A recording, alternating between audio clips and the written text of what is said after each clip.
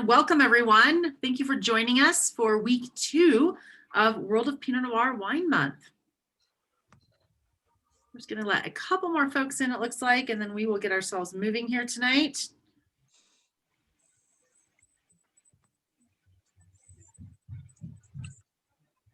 All right, looks like we have a little lull, so let's go ahead and get started.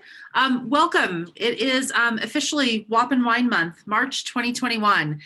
Thank you all for joining us. Some of you, this may be your second week joining us. Some of you, it may be the first time.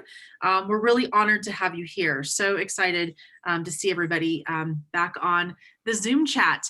It is really my honor and pleasure to welcome David Glancy, Master Sommelier and wine educator, to lead us through tonight's discussion of our second week of the WOPN wine case. But before we get going, just a couple housekeeping items. I also want to introduce my colleague, Mike Dawson, who is posing as World of Pinot Noir, and just a couple housekeeping items from Mike tonight. Yeah, hi everyone, and thanks again for joining. We're glad to see some familiar names in the attendees. One thing is that if you're going to have questions, please put them in the Q&A. That way we can better monitor them and make sure we get to all of them. So please don't put any questions in the chat. Obviously, if you want to talk to each other, et cetera, in the chat, that's fine. But any questions, please put them in the Q&A. And if we don't, seems like we're getting to them, we have a Q&A at the end, and we'll definitely get to your questions. So thank you and have fun. All right.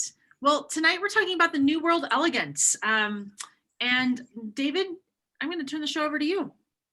Fantastic. Well, thank you. Thank you very much, Mike and Stacy, for having me. And thank you to the panelists for being here and everyone for attending. I am going to do a quick introduction, and if I botch anything too badly, hopefully our esteemed panelists can correct me. But let's see, if you're in the same order video-wise as me, immediately below me is Tim Jones. He's the winemaker at the Four Graces up in Yamhill-Carlton in Willamette Valley. My summary: born in Ashland and grew up in Eureka, a BA in Spanish. Not useful maybe, but yes, from Willamette University, and he did weekend wine tastings in Willamette, in Yamhill and Dundee. But then he studied wine in Chile and Argentina using those language skills. Eventually came back, worked harvest and many jobs for several years in Sonoma County, and then studied viticulture at UC Davis, worked weekends as a tasting room manager for Fiddlehead Cellars. I had no idea they had a tasting room in Davis until I saw that in your bio. And then worked for Chateau Saint Michel Estates as a winemaker, got his MBA at Washington State, and joined the Four Graces team in 2018. And I deleted all what I thought non-essential parts of your bio, but I did keep that he's good at hide and seek against a toddler. I thought that was most relevant. Nicely done. Then right below Tim in the video, Erica Stancliff is the winemaker at Trombetta Wines.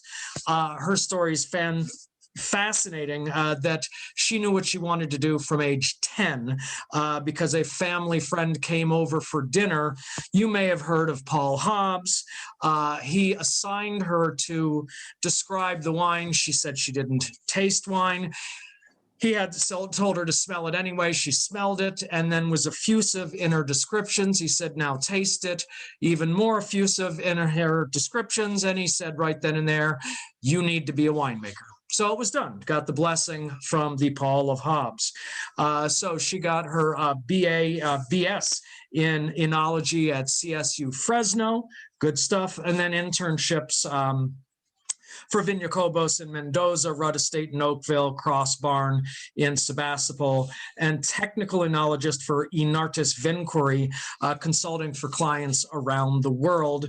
Took over as the winemaker in her family's Trombetta cellars in 2014, and in 2016, a side winemaking, if you will, for Furthermore Wines. That's a lot of stuff. And then right below Erica is Paul Bridgeman. He is the head winemaker at Levantine Hill, a Yarra Valley local, found his true calling in the 90s during 18 months at Washington State. What else were you doing there? Worked 25 vintages in Yarra Valley, plus a few other places like McLaren Vale, Hunter Valley, King Valley, and Gascony in southwest France. 2016, he fulfilled his dream of working for Domaine Jean-Louis Chave in the Rhone Valley. And then he was 5 years winemaker at the famed Yarra Yering, where he steered the label there after the passing of legend Dr. Billy Carotis. And already recognized as one of Australia's leading winemakers when he joined the Levantine Hill team in 2013. Don't be pissed at me if I got anything wrong in that bio. And I don't have a bio for him, but joining us also from Levantine Hill is Danny Kane, the general manager there. I don't see him right now, but he's somewhere in the shadows. So I am David Glancy, as introduced. I'm the founder and CEO of San Francisco Wine School. We've been open since 2011 and provide training for the trade and consumers, corporate events, online, in person, all that stuff. I am a master sommelier and a certified wine educator, but I'm not bad guy other than that. So that's my hope. So Stacy, let's do some slides. Excellent. So this slide is fun. It's from famed enologist and consultant Andrei Chelichev, who is very, very influential for 4 decades in the Napa Valley, and his efforts live on beyond that. But he's God made Cabernet Sauvignon and the devil made Pinot Noir. If you were here last week, you heard my thoughts on that, but if not, very briefly, the point is not that Pinot Noir is evil. It is that Cabernet is pretty easy to grow and make into wine, but Pinot Noir can be fickle, demanding, difficult, requiring a more gentle hand, just the right touch in both the vineyard and the cellar. And we can move on beyond that. I'm just setting the table, folks. I'm giving an overview, and then we're going to get to the wines. If you feel the need to taste now, go for it. But each of our panelists are going to talk about it as we go along. So Pinot around the world, certainly France is the birthplace and the biggest area in terms of acreage and production. But the US and Australia both are in the top 10. And that might be surprising to a lot of people for Australia, thinking it is a hotter climate. But there are some very good spots, which Paul can touch on in quite a bit more detail. But let's move on. So Pinot's preferred climate, as I said, cool, Burgundy versus our expectations, be it possibly flawed, of Australia. It likes generally cool to moderate climates. Now, all Vitis vinifera, fine wine grapes, thrive in 30 to 50 degrees latitude. That is a very rough range, the temperate belt, if you will. It extends beyond that, but Pinot is a bit of a smaller range, roughly 38 to 48. Now, some of the wines in these 4 weeks of mini webinars range from 37 to 50. So you can stretch the boundaries given other parameters. All right, and let's continue on. So these are the latitudes of all 12 of the wines that we're tasting in the 4 sessions, but in the boxes are what we're dealing with today. Yamhill, Oregon, in the northern portion of the Willamette Valley at 45 degrees latitude. Petaluma, the Petaluma Gap, sort of the center. I didn't do Cotati, but sort of more or less the center of the Petaluma Gap in Sonoma at 38. And then Yarra Valley, switching hemispheres. We're upside down world. Yarra Valley at 37 degrees latitude, but some cooling influences mitigating it. So latitude is only one factor, though. It is not everything. And let's go to the next slide. So here's some other things to look at. Longitude, who cares about longitude? That doesn't matter. Proximity to the coast is really a defining characteristic. Not the only one of them. So Yarra Valley's 28 miles from the coast versus Willamette Valley 50 and Petaluma Gap 15, depending on where we're talking about. So this to me says the Petaluma Gap should be the coolest, except Willamette was the farthest north. All right, but there's more factors. Yarra Valley has a low elevation and there is coastal mist that comes through. And maybe Paul can give us an idea, how frequent that is when we talk about his wine. Willamette Valley, it's not so much about fog, and it is blocked from cooling influence of the Pacific by the coastal range, but the Van Duzer Gap allows cool breezes in. Petaluma Gap, the name says it all. There's a gap by Petaluma that lets cool breezes and fog in to this valley. And you can see all of these regions on the map there. All right, let's go to the next slide. I want to get on to the wines. All right, temperatures. So how did the latitude and proximity to the coast impact temperatures, which still is only one factor? Yarra Valley, 57 to 81. Okay, lovely temperate. We're really looking at grapes only ripening at 50 to 90 degrees Fahrenheit. Willamette Valley, a little colder, 50, but the high is about the same, pretty darn close. And the Petaluma Gap, really almost identical to Willamette Valley in temperatures. And we look at that, Zone 1, Zone 2. This is the UC Davis or Winkler Amarine heat summation. And if my numbers are wrong anywhere, please shout it out, panelists. But this is very rough. These numbers do not tell the full story. All right, and next slide. And then rain, clouds, fog, other mitigating factors. So Yarra Valley is about 1.5 inches of rain per month during the summer. Willamette Valley, less than 1 inch per month. I find that hard to believe. I've spent a lot of time in Portland, but I am told there are dry days. And then Petaluma Gap, less than 0.5 inch. So significantly less cooling influence by that. But then we look at it the other way. Petaluma Gap getting daily wind and fog, Yarra Valley getting some of that fog, but that's not a big influence on Willamette Valley.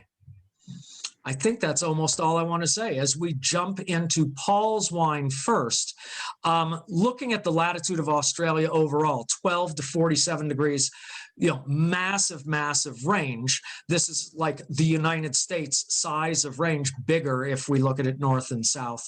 But understanding this, that we want to be 30 to 50 or 38 to 48, it's only the southern coastal portions and the island of Tasmania that are likely to be appropriate for a grape like Pinot Noir. And you see on the map where Yarra Valley is in the bottom of Victoria, near the bay there. And next slide, as I said, cool, low elevation, misty valley. And this might be a surprise to a lot of people. Pinot Noir is the most widely planted grape in the Yarra Valley at 36% of the total acreage. So I think I need to turn this over to Paul to correct all the lies I've told about the climate and everything. And we'll jump into that first wine. No worries. Thank you, David. Welcome, everybody. Thank you for attending us. And it's great to meet Tim and Erica, as well as Mike and David. And I can tell you that right now we are in the midst of our harvest over here, because we are absolute direct opposites to your seasons over there in the Northern Hemisphere, of course. We're in our brand new winery. We've got grapes and stuff going on upstairs. This is supposed to be the relative calm and zen environment of the barrel cellar. But we've still got tradies and electricians and people making noise all over the bloody place. So we'll just try and steer you through that without too much background noise. So thank you for the introduction, David. A few things in there that were news to me, but that's great. It's great to keep on learning, even when you've been in the job for 25 plus years. But I have grown up in the Yarra. I've been here since I was 5 years old, apart from my 1.5 year traineeship working in the Yakima Valley in Washington State back in the mid-90s. But yeah, the Yarra Valley has historically been probably Cabernet country. So the first vines were planted in the 1830s, and it was really kind of classic Claret styles, classic Bordeaux styles. And it's only really been since the 80s that, the 1980s, that Pinot Noir has really taken off and shown a particular beautiful fit for the Yarra Valley. As a really, really rough generalization, climatically, the Yarra Valley is positioned like somewhere between Burgundy and Bordeaux. So we are warmer climatically than Burgundy, but cooler than Bordeaux. So You might say that we're reasonably marginal for getting things like Cabernet Sauvignon ripe, etc. But Pinot Noir, we should be able to get to a level of ripeness without really trying. This year is the exception, of course. Every year is different. But in terms of those fogs and things that you were talking about, David, we've had a bit of a doozy this morning. So it's barely 18 degrees outside, which of course is Celsius. So don't freak out too much. But you're probably looking at high 60s, low 70s for you guys. And as a case in point, we've had Chardonnay, which has absolutely done nothing on the vine for the last 2 weeks. So we picked some today from the same block that we picked 2 weeks ago, and it came in at the exact same level of sugar ripeness. So bugger me, I don't know what's going on, but we just push on. But I think one of the key features of the Yarra Valley is we're in a bit of a bowl, particularly the Central Valley floor, and I've noticed with the changing in the climate that has been incredibly evident for us out here as keen observers of nature and observers of plants and plant behaviours, not just from grapevines, but also of deciduous plants and all that sort of stuff. Things are changing. Things are getting earlier. Our Pinot Noir and Chardonnay season has come up a little bit, but probably the biggest thing is the later ripening varieties, or what are supposed to be later ripening varieties like Shiraz, like Cabernet Sauvignon, are coming forward. So we might be picking up to 4 or 6 weeks earlier than the historical average. But Pinot Noir hasn't really changed all that much. But the Central Valley here has tended to drift a little more continental, I think, David, in the last sort of 20 years. So we're seeing quite a big shift in diurnal temperatures. So we can get quite warm days, but then there's a lack of cloud cover that lets all that heat dissipate at night. So we get quite cool nights. So we can get some really lovely drawn out sugar accumulation in the grapes, and with that kind of attendant flavor and personality that comes along with that. We're not just sort of growing sugar, really, or accumulating sugar at the expense of the interest. And that dissipation of heat at night is really great for helping us retain natural acidity. So for something like Pinot Noir, where we're trying to accentuate the medium bodiedness, we're not trying to blow them out with alcohol. We're trying to have that the concentration and the complexity within the grape and those compounds within the grape accumulate at a similar rate to the sugar. So that's probably why you don't see a lot of from some of those regions, which you're probably a little more familiar with over in the US, like the Barossa Valley or McLaren Vale, etc. You're probably not really going to see a lot of Pinot Noir out of those regions because they're just a bit too hot, and the sugar's going to gallop away before you get that complexity and the concentration in Pinot Noir. But that being said, the 2016 wine that you have was probably one of the hottest years that we've had in the Yarra Valley for quite some time. So you're seeing what happens in a cool climate when they get kind of a little bit kind of done over by some very warm weather. It was one of the shortest vintages I've ever been involved with. I've been involved with over 25 vintages in the Yarra Valley, and this was all pretty much done and dusted within 3 weeks. We started picking on the 11th of February, and we're all done by the 8th of March, where normally we'd start middle of February and still be going in April. So it was interesting, but I can talk, David, so feel free to interrupt me at any time. I think it might be nice to go back a couple slides and see the Yarra Valley shot one more back. And if you didn't notice the bottom right corner, seeing all of that mist and fog coming in. Yeah, thank you, where Stacy's mouse is running. But lovely wine. I'm looking at this and seeing that pale color, which some beginner consumers might worry. This is a super light wine, but it's got great concentration on the palate. If you think it looks like an advanced color at all, it's certainly not on the nose and palate. It's very, very fresh. And that 13.5 alcohol, is a lovely difference from some of the places Pinot Noir is coming from these days. Well, it's interesting, David, from probably a regional perspective of some of our contemporaries in the Yarra Valley, 13.5 for us is probably at the ripe end. There's lots that are doing Pinot Noir, picking very early and ending up with sort of 12.5 to 13% alcohol. We're probably a little bit different within the region that we like to kind of operate in that 13 to 13.5%. I just love that little bit of extra body and weight and complexity, but it's only 0.5%, but we're trying to stay out of that kind of hot, burny alcohol, because the structure of the wines, we might not have the overall kind of mouth-filling concentration. So it's all about balance in every step. So that 13 to 13.5 is a pretty sweet window for us. And that 13.5 is just kind of indicating that warm year of 2016. So we are, even though it's not out of the water, it's certainly at the riper end of Pinot Noir than we would normally bottle. A lovely wine. Yeah, it's so it's still in that 13.5% alcohol. It's still probably classified as medium bodied, but there is concentration in there. There's complexity. The wine will continue to open up as you swirl it around your glass. And you know, if you're lucky enough to have 3 glasses in front of you, that you can have all the 3 wines poured and watch them all kind of open up and evolve throughout this tasting.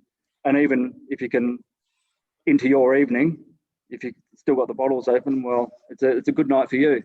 But yeah, for us, it's about trying to find the balance of weight and acidity and tannin and all that sort of things. But also, one of the key features with the colour is I'm not terribly fussed with colour. I do what I call ride the lightning a little bit in terms of pH. That's, you know, for any of the wine geeks out there who are interested in the pH of wine, that's fine. But we just kind of go, oh yeah, it is what it is to a point. We use quite a lot of the stems or the stalks of the grape bunch within the fermentation, which generally tends to throw a higher pH in the finished wine. But there's certainly plenty of really vibrant looking, very red, very intensely coloured young red wines, which are boring as batshit. So I would prefer to just, as I say, ride the lightning, have a bit of complexity, concentration, savoury elements, and real interest. And if that's at the expense of vibrancy of colour, then so be it. I'd much rather have the concentration and complexity rather than just the visual aspect, if that makes sense. Yeah, I know. Frankly, from my perspective, it's refreshing to have Pinot Noir that looks like Pinot Noir. Good. We're all on board. Awesome. Thank you. I happen to notice a question that's on point for now is what percentage of whole cluster is being asked? The correct amount, the right amount, absolutely perfectly balanced amount.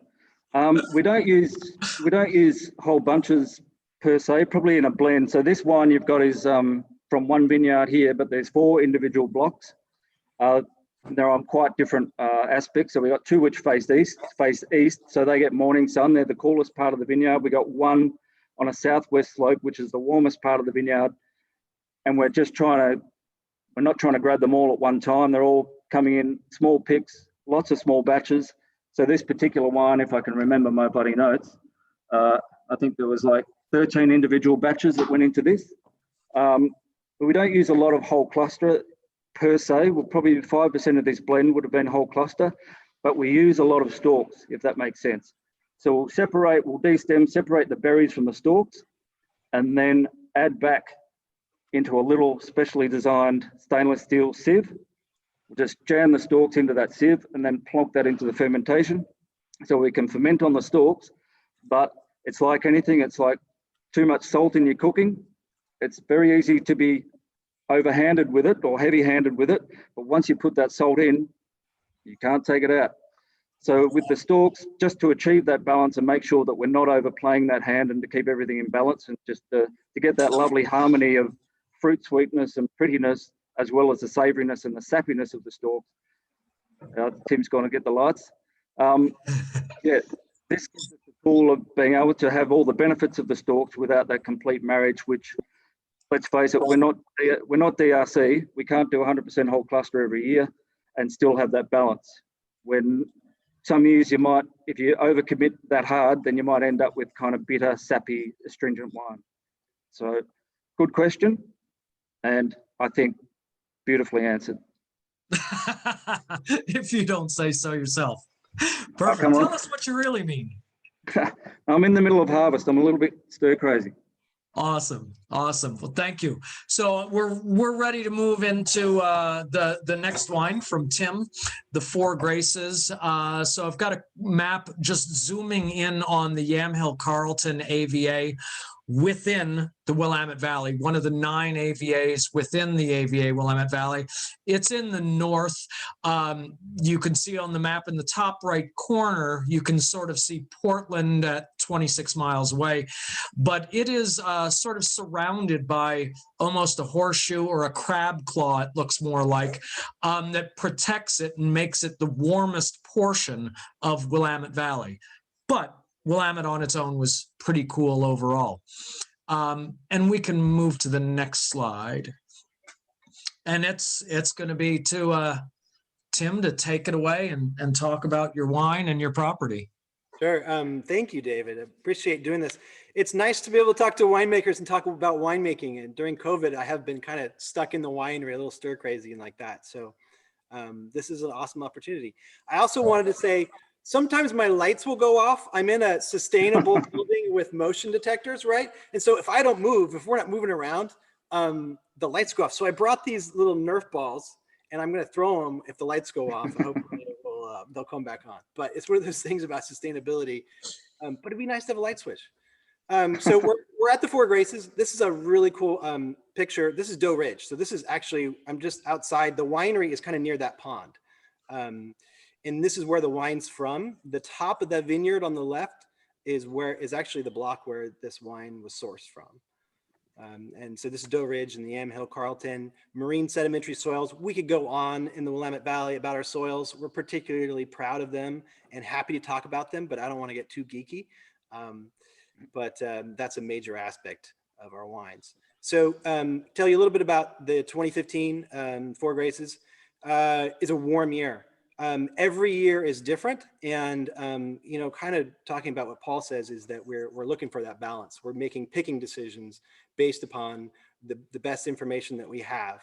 2015 was warm and it was early, which is great, which can be really nice. And it also had higher yields, which is kind of one of those rare things where you have awesome quality and higher yields. So you have a lot of good wine in that year. What I can tell you about the 2015, our alcohols are actually fairly restrained, 13.9-ish in that range, 14.3. I see you there too. But our alcohols are fairly restrained. We also, in terms of winemaking, my view on elegance is that it's about simplicity. It's kind of about getting back to the basics of winemaking, which is that sense of place, and really recognizing the winemaker's role, which is that really I'm like third or fourth, on the list. I'm not the rock star. It's the site. The site is the most important thing, and I get awesome fruit. Doe Ridge is an amazing vineyard. I get awesome fruit, and I kind of think about it like I get this fruit, and I don't want to screw it up. I got to admit to Erica, I saw a video she did online talking about her as a Pinot Noir babysitter. She's blushing a little bit, but I see that too. Like I have little kids, and I kind of see my job as a Pinot Noir dad is that I'm kind of guiding it through. It's not like I'm not an active role, but there is no recipe for what we do. We have to be really attentive and paying attention, but it's going to do what it's going to do. I have to kind of respond to what that vintage and what that site's doing. And I don't want to cover it up with too much oak, concentrate, all these other things. It's really about the site. And so a winemaker's job in this way, I kind of see it, is that I have this balance of trying to bring out the best of that vintage and that site. And I hope, every year I'm succeeding in that way. I kind of find my way too, is that there's a few different winemaking philosophies. Sorry, David, I'm going to go on about this. This is Do just it. a topic for me. Is that I think about it, and I have friends who are totally minimalist winemakers, right? Awesome, good job for them. But I kind of call it accidental winemaking in that it gets VA, it gets Brett, it gets funky sometimes and often, and good for them. But I kind of feel like VA in Oregon is the same as VA in South Africa is the same. So you're kind of taking away from the site. But on the other end, there's the winemakers who put a big old boot print in their winemaking. They're like, oh, I'm going to take this grape and I'm going to hide whatever happened to the vineyard. And I'm going to put a bunch of oak and I'm going to extract the hell out of it. I'm going to get super ripe. And it's going to taste like it's going to lose all that character of the site. So where do I see the four graces? I see the four graces as a balance of that, right? I'm not going to make vinegar and I'm not going to make it overblown. I'm really trying to have that purity of the fruit of the site. So I hope I didn't lose everybody in that, but I wanted to kind of express that it gets me going. And that's what I think about when I think about winemaking, especially with Pinot Noir, because Pinot Noir does not suffer fools in that way. It's challenging. And I think it's a beautiful contrast to the Levantine Hill. You know, they're both absolutely wonderful wines, but it's leaning more dark fruit and spice, you know, a little smoke, dried leaves. There's certainly more tannin in it. There's more weight to the wine, but both beautiful examples of what Pinot Noir can do when you play hide and seek with it. Okay. Yeah. Thanks. Good fun. I don't see any questions there, so why don't we go to my California slide. So just a little bit of stats for you. Looking at Pinot Noir has not always been the most popular grape in California. And I could take this further back if you want. In 1951, there were only 300 acres of Pinot Noir in California. So in 82, getting to 6,700 was massive already, but 11th most widely planted after Ruby Cabernet, because Sideways hadn't come out yet, never mind. But by 2016, 44,000 acres, third most widely planted grape after the King and Queen, Chard and Cabernet. And you could see where it is. Sonoma County is, you know, a huge percentage of the acreage in California for Pinot Noir. And don't think that Sonoma County is entirely cool. There are cool and warm patches within it. But Monterey, Santa Barbara, you're expecting that. Napa is mostly in the Carneros district, overlapping Napa and Sonoma. And Mendocino is mostly in cool Anderson Valley, not the rest of the county. And we can move on. But near the coast is the key. And this map shows the Petaluma Gap in sort of purplish near the bottom. And that is straddling the Sonoma Marin County line with Petaluma, the town of Petaluma in the center. Highway 101 is the black line about 2/3 of the way to the right. So, you know, the gap is certainly close to the coast. It's just below Sonoma coast and Russian River Valley, and all those lines are now aligned more or less. They realigned everything when they approved this AVA just a few years ago. But it's fun. If you drive, actually, let's go to the next slide. If you drive the gap, as I did last weekend, you know, north to south is about 30 minutes drive, you know, not on 101, but driving on the back roads. And east to west is also about 30 minutes because you got to take a few more turns, I would say. And you can point to where Gap's Crown is here. I know it's the northern portion near the town of Cotati. Yeah, your mouse is near there, a little more around. I think it's 26 or 25. Yeah, right around. Yes. Hill, there you go, right there. Yeah, close enough for horseshoes. All right. So the AVA just granted in 2017. So in fact, you know, when the information about the wines came out, this was listed as Sonoma Coast. And in fact, this is a 2013 vintage. The AVA granted in 17. So this is labeled Sonoma Coast, but the reality is it is today's Petaluma Gap. So that's fun. Only 9 wineries here, but quite a fair amount of acreage as well. And Pinot Noir dominates at 75% of the acreage. And let's jump to the next slide and let Erica take over. Awesome. Well, thank you so much. So yes, just for might as well, since we just talked about Petaluma Gap, I'm actually the president of the Petaluma Gap AVA. I have been for the last 3 years.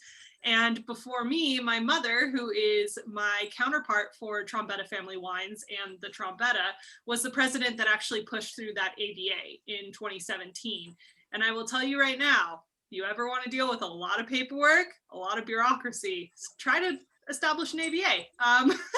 But the amazing thing about the Petaluma Gap, and if you guys could go back to that overlaying slide of the ABAs of Sonoma County, the really cool part about the Petaluma Gap is, as you see, it starts out at the Pacific Ocean and then it ends at the San Pablo Bay. So the Petaluma Gap has this really amazing geographical, like, this is a geographical location of an ABA. This was not politically drawn in any way, shape, or form. It was naturally occurring. There is a break in the hills that brings in the cold air and the fog and the wind. And the wind is the most important part of this ABA.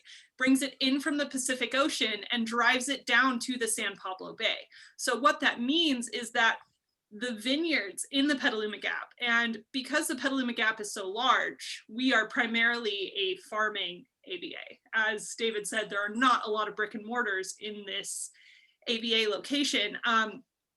We get consistent wind of 80 to 20 miles an hour. So 8 to 10 miles an hour is about your normal day in the Petaluma Gap. And for anyone that's been to Petaluma, especially in the afternoon, don't wear a hat, because it's going to blow away. The wind gets that strong.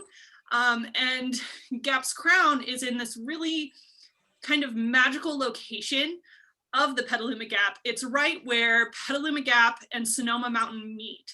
So the wind is hitting off the side of that vineyard, which is on the southwest facing slope of Sonoma Mountain. Don't mind me, I promise I can articulate. As it hits the side of that slope, it actually splits, and part of that wind goes into Bennett Valley and the rest of it funnels down through the Petaluma Gap, goes off into Carneros and down into the San Pablo Bay. So Gap's Crown is getting a brunt force of that wind, especially because it's an elevated vineyard. So the vineyard starts around 400-foot elevation and then goes up to about 1,000-foot elevation. So as you can imagine, there is a good amount of wind that is hitting off the side of that vineyard on those vines, and the way that the grapes have evolved in order to, acclimate to that wind, into that growing condition, is that the berries are much smaller than normal. Pinot already is tiny, but these berries are smaller than tiny a lot of the time, and the clusters are very small and very dense, and because of that, the skin is thicker. So if you look at the color of Gap's Crown, I mean, that's the vineyard. Like, there is nothing I can do aside from either trying to press it off the skins early to make a lighter colored Pinot, because that is just the way that that vineyard produces its fruit. It's very rich in color. It's very, very concentrated. And there's a lot of tannin structure in that because of the thicker skins. So now I think we can move over to the slide for the tech sheet, please. So 2013, I always like to joke and say, and I feel like I probably shouldn't say this anymore after last year, but I always like to say California has 9.5 good vintages out of 10, because we really do. We don't really deal with too much traumatic, not too many heat spikes. We've dealt, even in 2011, when we dealt with rain in the middle of the season, it really didn't affect us that much. So this vineyard, it's a 2013, and for those of you that have this in the glass, you're probably going, this already has, 7 years in the bottle. It's 8 years old from when it was last fermented, and I mean, it's just hitting its stride. That's what I like to say. This vineyard is one that you should lay down. I always think that Gaps is more of that because it's so much bigger and it has so much dark fruit, and also because of that coastal influence, it retains the acid. Like, I never, as a winemaker, and to echo what Tim said about really trying to let the site speak and make wine from that site and let the vineyard do its thing, that's very much my winemaking philosophy as well. Being that my mentor was Paul Hobbs, he helped us make the 2010 through 2013, and then I took the reins in 2014. So this still definitely has some of Paul's hand on it, But really what I took away from him and from getting to know this vineyard was that as the sugars increase, the acid barely drops off. So while those Brix numbers look scary to some people, I'm sure, because, you know, they're definitely a little higher than what you would normally see with Pinot, what you have to think about is that the finished acid on this wine is 3.65. I mean, it just holds on to the acid so strongly. I have picked Pinot at, you know, when I get my reports that come in and as I'm testing the grapes during harvest, and I do a lot of it by flavor, I'm always looking for when can I actually taste some flavor in the grapes and not just the acid and not just the puckering, because that acid is so defining of Petaluma Gap, but even more so in that Gap's Crown vineyard. And this vintage is just aging really beautifully. I kind of have been joking lately that 13 almost seems to be the forgotten vintage, because 12 was a very big vintage in California, as well as 13 and as well as 14. So you had 13 in the middle of two big vintages, and then it was kind of like the one that got forgotten to the side, because right after you released your 12s, your 13s were ready, but you were still selling your 12s. And then your 14s got released when your 13s just started to hit the market. So people kind of forget about 2013. And in my opinion, I think it's an absolutely gorgeous, gorgeous wine. Because of the small concentration and small berries, we only do, we do stem everything. There is no whole cluster that goes into Gap's Crown. I've toyed with that notion in my head, and then I always come back and have to smack myself and go, this vineyard can't do whole cluster. It has enough tannin. It has enough richness. It has enough oomph to it. You don't need to add any more tannin to that mouthfeel, Erica, so don't do it. But I love working with this site because of that. Also with Petaluma Gap, we do have a longer ripening window, which is really amazing because we don't have those heat spikes, and because even in the heat of the day. So for example, let's see, so last year we had some heat spikes where it got up to 105 in Santa Rosa. That means it's about 95 degrees for an hour in the Petaluma Gap, because by the time it hits 95 degrees in the heat of the day around 3:30, that wind is already blowing the fog back in. So as soon as it hits 95, it's there, and then it drops right back down to about 60 degrees that night. Maybe 65 if we have, you know, like a warm streak. So because of that, it's not uncommon for me to harvest the back half of September. I have almost always harvested this the end of September, and sometimes even peeking into October, just because of that long growing season, that long ripening window, and that acid, and trying to find that balance of acid and sugar, because that is really, as a winemaker, that's the most important decision that we make in the vineyard, in my opinion, is the harvest window. And so trying to find that and trying to find that sweet spot is really the important part. And being a winemaker that cares so much about that, having the longest window possible makes my life much less chaotic in the middle of harvest. Trying to think if there was anything else I forgot about that vintage. I don't think so. 13 was just, it was a great vintage. And the wine's aging so well. It's kind of one of those things where I was asked earlier about the ageability of this wine, and I was just like, it's just starting to open up and show itself. And I mean, that color concentration is just, it's super rich and it's super dark, and that's Gap's Crown. Gap's Crown has a nose that's very distinctive, has a flavor profile that's very distinctive, and that's why I love working with that vineyard. Fun.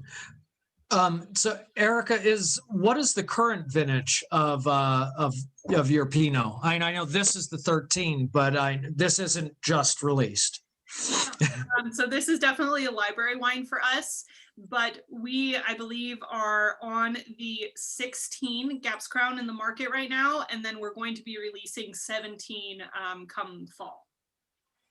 So we tried to hold it back a little while, and we don't over vintage. We bottle after about 9 to 10 months on the oak.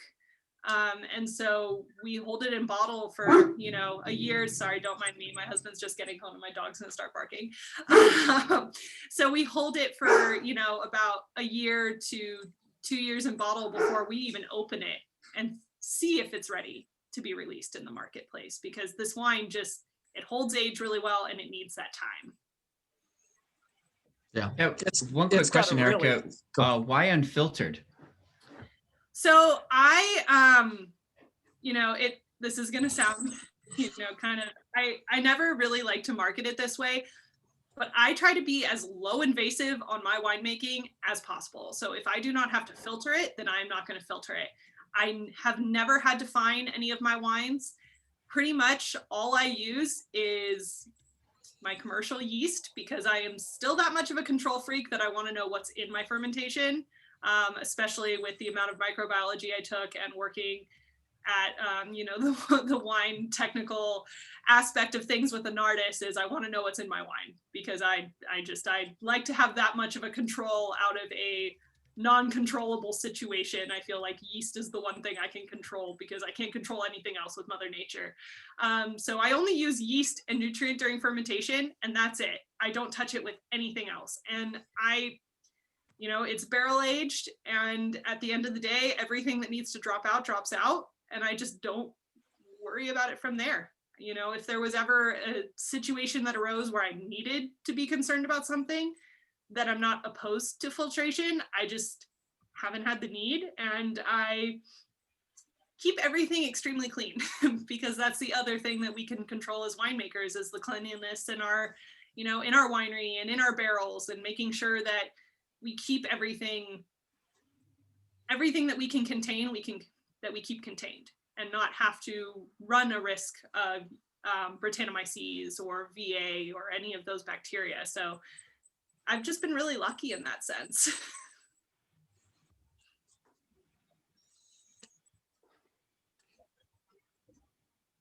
Nice. I think the wine has a really silky mouthfeel. I mean, it's got that weight, but it's velvety, frankly. I mean, the acid's there, but it's lush and soft in many ways. I'm seeing that Steve asked about the retail prices for the wines. I know they're on the World of Pinot website. So correct me if I'm wrong, but I think I see the Levantine Hill at $80, the Four Graces at $75, and the Trombetta at $60. I know the WOPN case is sold out. I don't know if the individual wines are available. 13 is still available from us for anyone who's interested. I think we still have 13 and 14 available. It might not be on the website, but that's an easy mother-daughter run company. Just call me and my mom and we can figure it out. Nice. Do you have a tasting room there at Trombetta? We do not have a tasting room, but we have my parents' kitchen, which is where we do our, we invite people to come over and hang out in my parents' backyard.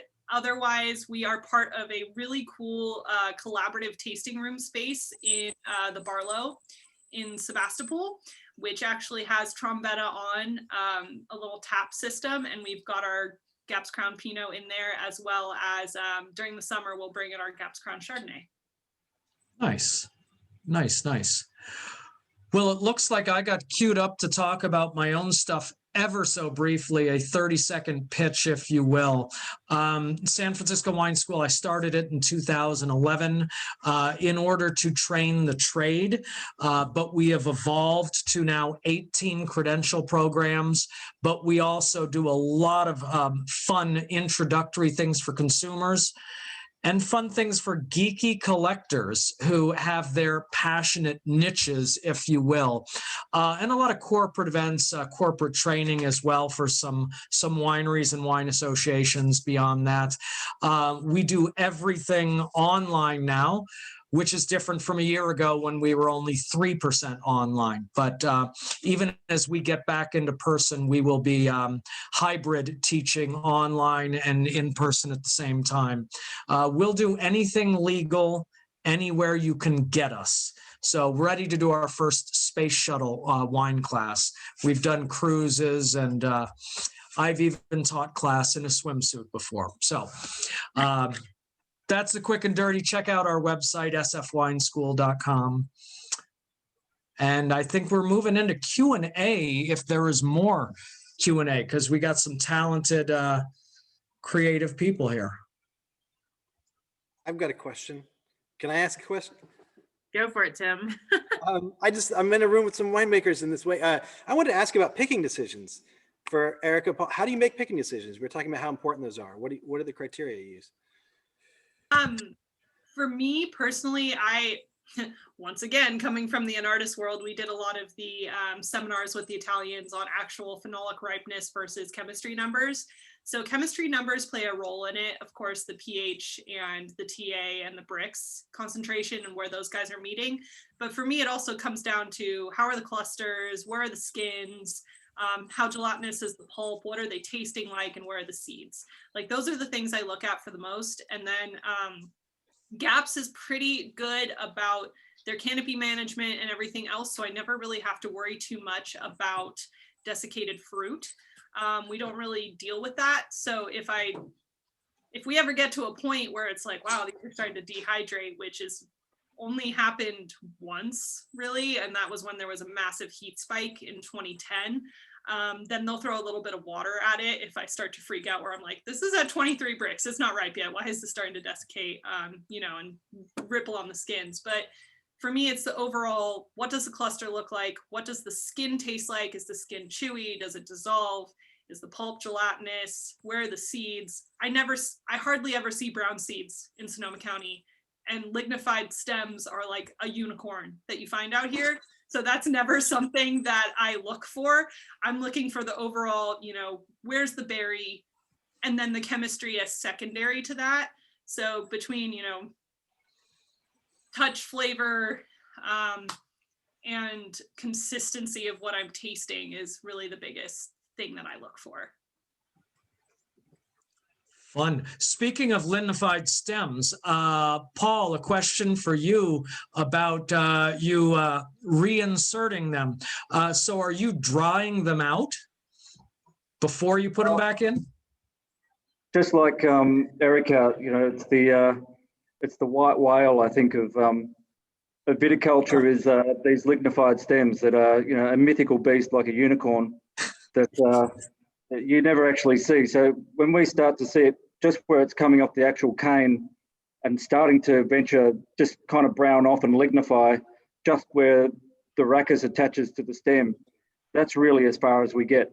In terms of picking decisions and how that all relates back to the stalk maturity and the physiology and the physiological ripeness of the grape, we're also not trying to capture one block at one moment in time. If we have a 6-acre block, we might do 6 or 8 picks of it over a number of days. Depends on how tight we are for space. If there's a weather event coming that's just going to completely smash the joint, and we have to make some critical decisions. But another white whale is probably the perfect vintage that you can phone in from a deck chair. But yeah, it's the stalks have got to be a level of ripeness. Otherwise, if they're too green or too fluorescent, then you'll get bitterness and astringency, etc. But again, it's all moderation. We are essentially, for the most part, adding back. So we can just, if we think the stalks are a little riper, we might put 2 of these baskets in. But if we feel, and generally we'll probably back end. So when we're picking a block over a number of days at a successive level of ripenesses, then we'll probably backload the later picked stuff, which will have the slightly riper stalks. They'll be the ones that we probably focus most of the attention on. And the earlier picked ones, which will have most of the prettiness and the primary fruit, they're the ones that we'll probably tend to focus more on not adding stalks back, if that makes sense. But, and just like Erica, there's no such thing as a brown seed. If you see that here, well, you've probably gone on holidays for 4 weeks. I really look at how the pulp around how the seed, how that hangs on or clings to the seed, or how easily released the seed is. There's all those kind of innate pectins and pectinase, which the grape produces itself, which will release the pulp and release the juice. You have to have that level of maturity to actually get some juice out of it. But I tend to look at the seed, and there's a little endosperm on the seed, and that's the thing that changes color. When that changes color, I'm not looking for brown, but when it goes from green to a pale cream, then you're starting to hit that window. But that, again, in concert with the stalk maturity, with the skin maturity, if you kind of rub it and the color's starting to come away from the seed, from the skin, the tannins are starting to taste mature, and just flavor. It's all there. And then the analysis, the actual sugar, yeah, it is what it is. But as long as you have those components, and again, we're picking over a range of ripenesses, then you're looking for the bell curve, and I'm going to trace the bell curve across the screen.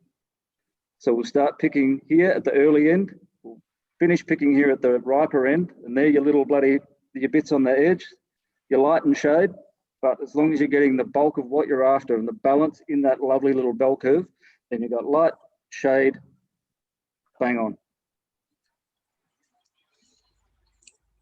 Paul, a follow-up question for you is Danielle is asking about, can you speak to the choice of screw cap versus cork?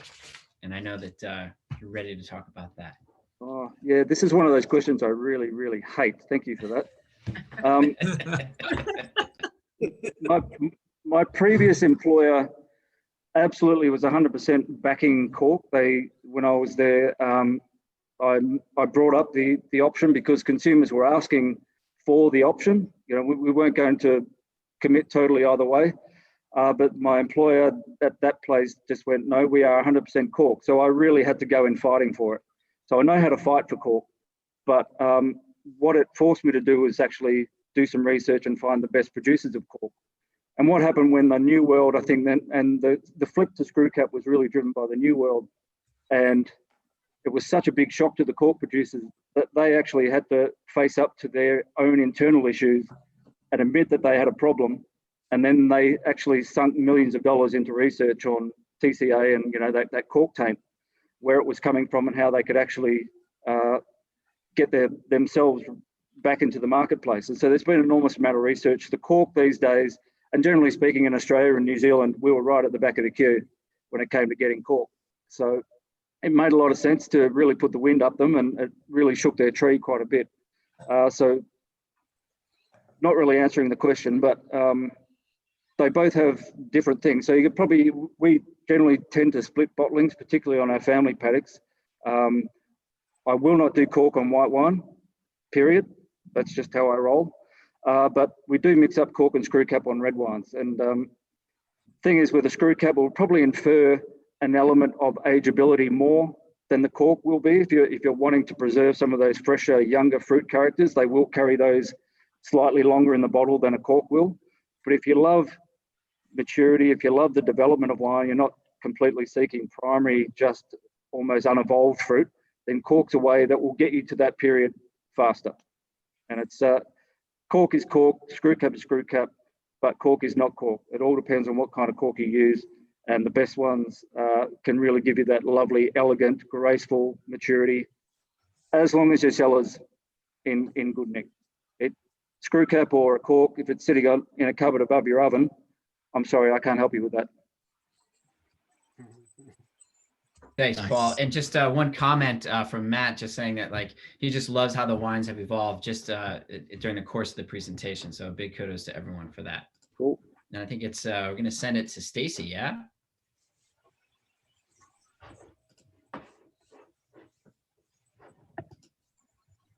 You're muted, Stacy. Sorry, thank you. Technology flaw. Well, thank you all so much for joining us tonight. A couple of just reminders. If you liked these wines this evening, you've got to check out our silent auction. We've got some really awesome cellar collectors in this auction. Just a preview, Tim has a 1.5 liter of the Four Graces 2015 vintage from Doe Ridge Vineyard. And let me tell you, right now it's going for a steal. So check out that silent auction item. Do not let that get away from you. And if you liked what Paul had to say, he's got a pair of two 750 milliliter bottles of the 2016 Levantine Hill Colleen's Paddock Pinot Noir. And excuse me, that's one bottle of that one. The second bottle is the Yarra Valley Pinot Noir from Levantine Hill. So thank you so much for your generous donations to the winemakers. Thank you so much for everyone for joining us. Those auction items I just mentioned will actually, they're on the auction block until Sunday at midnight. So at 11:59 Sunday, boom, done. The winners will go on to the next block, and there's a whole bunch of other items on there. Also want to make sure to check out our website at worldofpinotnoir.com.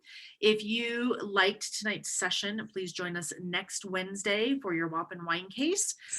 If you loved tonight's session, join us. We've got some sessions coming up on Thursdays as well.